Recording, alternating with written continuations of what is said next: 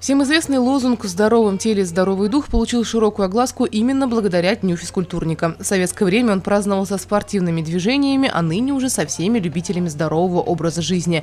В этом году программа самого спортивного дня в Сибае очень насыщена. Начиная с 9 утра торжественно будут открыты спортивные площадки для подготовки к комплексу ГТО в спортивной школе и Ледовом дворце. Утренняя оздоровительная зарядка начнется в 10 часов в ЦДТ для пожилых людей и людей с ограниченными возможностями здоровья. На центральной площади пройдет зарядка с чемпионом для всех желающих. В 12 дня там же состоится торжественное открытие Дня физкультурника. Программа празднования составлена таким образом, что охватывает все возрастные категории, буквальным образом с пеленок. Спортивная мозаика будет организована спортивными инструкторами детских садов для детей дошкольного возраста.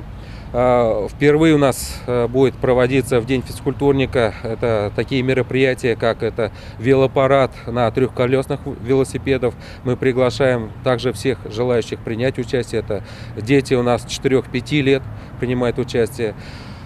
Также у нас будет проводиться мероприятие, это забеги в ползунках, где младенцы до 9 месяцев будут принимать участие и будут награждены за их активное участие. Местом празднования Дня физкультурника определено сразу несколько площадок. Центральная площадь, спортивная школа, лицей Рамазанова-Медбаева, оздоровительный комплекс «Беркут» и Ледовый дворец, где организуется турнир для ветеранов, эстафета «Папа, мама, я спортивная семья», выполнение нормативов ГТО, фестиваль конных игр, открытие городских соревнований по велоспорту. Кроме того, на Ледовой арене состоятся показательные выступления фигуристов Сибая и Тюменской области. Более подробно с картой праздника можно ознакомиться на сайте администрации. Елена Афанасьева, Азамат Галин, Любовь Карпова, телекомпания СТВ.